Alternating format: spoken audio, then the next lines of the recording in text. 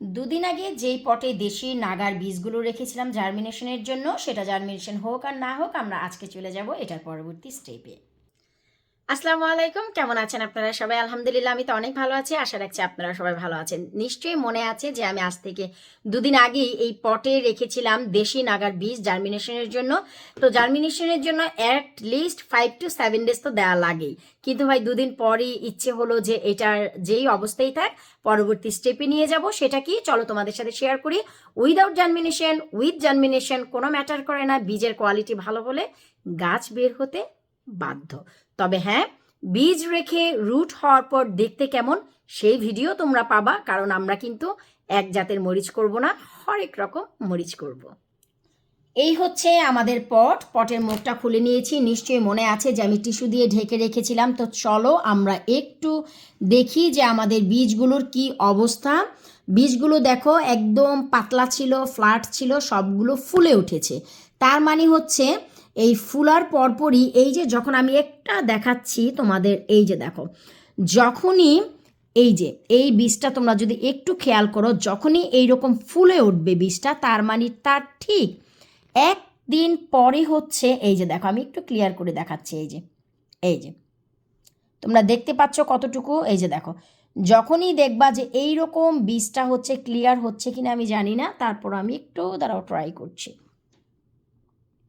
এই যে যখনই দেখবা বীজ এইরকম ফুলে উঠেছে, তার মানে হচ্ছে বীজটা থেকে আগামী একদিনের ভিতরেই তোমার রুট বের হয়ে যাবে। কিন্তু রে ভাই, আমার তো এত ধৈর্য নেই, তাই চলো আমরা পরবর্তী স্টেপ কি সেখানে চলে যাই। আর সেটা হচ্ছে যে আমরা এখন একটি পট নিব, আর এই পটে আমাদের এই বীজগুলোকে গাছ বা চারা বানানোর জন্য যা দরকার সেই মাটিটা কিভাবে প্রস্তুত করবা আমি ঠিক 2 থেকে 3টা ভিডিওর আগেই শেয়ার করে দিয়েছি। সেই মাটিটাই কিন্তু আমি নিয়েছি। এখন এই মাটির ভেতরে আমার হচ্ছে যেই বীজগুলো ছিল সেই বীজগুলো আমি একে একে দেখো এখানে দিয়ে দিব।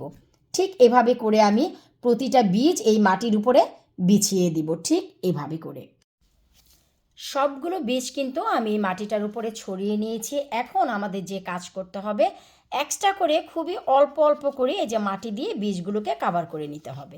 এই যে আমি যেমন কি দেখাচ্ছি, অনেক বেশি দিয়ে চাপাচাপির দরকার নেই, জাস্ট হালকা করে কাভার করে নিলেই হয়ে গেল।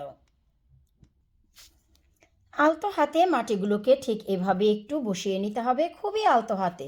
আপনারা বুঝতেই পারছেন ভিডিওটা দেখে যে কোনো চাপাচাপির কোনো প্রয়োজন নেই, জাস্ট হালকা করে এভাবে নিয়ে নিলেই হয়ে গেল।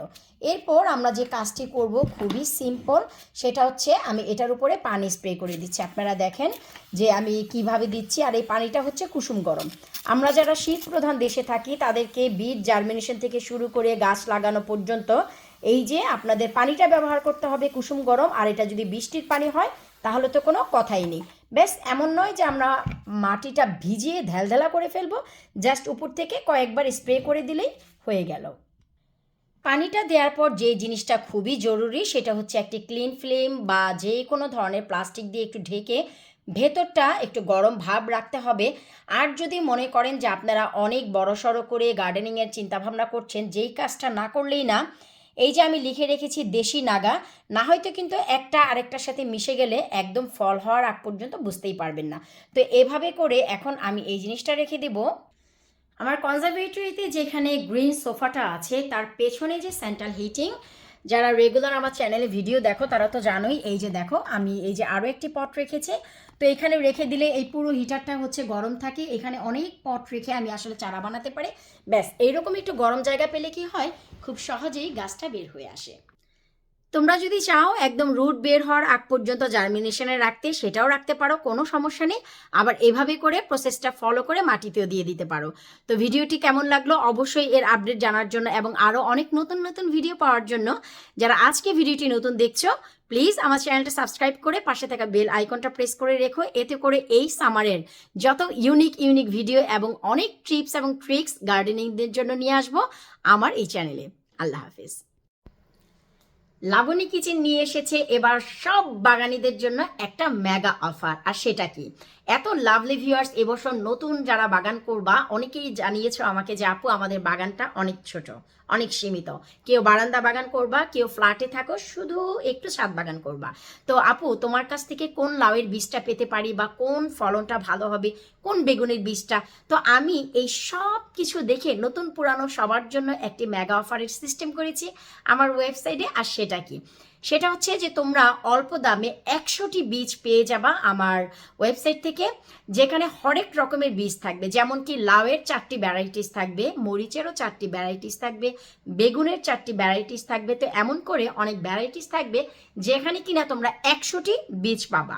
আর সবগুলো পাবা হচ্ছে কোয়ালিটি সম্পূর্ণ ভালো মানের বীজ, যেটা কিনা নিউলি 2025-এর এই 2025-এর আমার বাগানের আমার নিজ হাতে তৈরি করা লাস্ট মান্থের বীজগুলো, যেখানে 1000% গ্যারান্টি আমি দিতে পারবো বীজের, যে যেখান থেকে প্রতিটা বীজ অঙ্কুরিত হবে, প্রতিটা বীজ থেকে চারা পাবা, প্রতিটা বীজেই তোমরা ফলন পাবা। তো এখন তোমরা যদি এটা দাম কত বা স্টকে কিন্তু খুবই সীমিত আছে, যেহেতু 100টি বীজ, বুঝতেই পারছো। তো তোমরা একবার কষ্ট করে হলেও lavanikichen.co.uk-তে যাও আমার ওয়েবসাইটে। এখন থেকে, আজকে থেকেই তোমরা ঝটফট করে অর্ডার দিয়ে ফেলো। আমি চাই যে তোমরা যদি এই মেগা অফারটা নাও, আমি বলবো যে তোমরা অনেকটাই লাভবান হবা।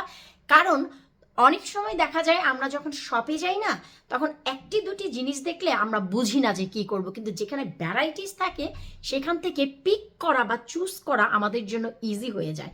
তো তোমরা যদি 100টি বীজ নিয়ে নাও একবারে অল্প দামে, সেখান থেকে দেখা গেল কি যে তোমরা চুজ করে করে তোমাদের বাগানে কোন ফলটা লাগাবা সেটা তোমরা চিন্তা করতে পারবা। আমি যদি বলি বিয়ে বাড়িতে এসেছো, রসগোল্লা খাও, কিন্তু তোমার মাথায় আছে না দই হলে ভালো হয়। তো ঠিক তেমনি আমি যদি বলি হাজারি লাউয়ের বীজটা লাগাও, ফলন ভালো পাবা, কিন্তু তোমার পছন্দ বিন্দু লাউ, তাই না? তো এই জন্য তোমার কাছে যদি ভ্যারাইটিস থাকে, তোমরা চুজ করতে পারবা যে কোন ফলনটা তোমরা লাগাবা। তো আমি আর ভিডিওটি বড় করছি না, ঝটপট করে lavanikichen.co.uk-তে চলে যাও। এখন থেকে, আজকে থেকে এই মেগা অফার শুরু, তোমরা ঝটপট করে অর্ডার করে ফেলো। তো বিদায় নিচ্ছি। কারা কারা তোমরা অর্ডার করলা অবশ্যই আবার আমাকে কমেন্ট করে জানাবা। আমি বলে দিব কোন বীজটা কোন সময়ে তোমরা লাগাবা, এতে করে তোমাদের বীজের মানটাও ঠিক থাকবে, বীজটাও নষ্ট হবে না। আল্লাহ হাফিজ।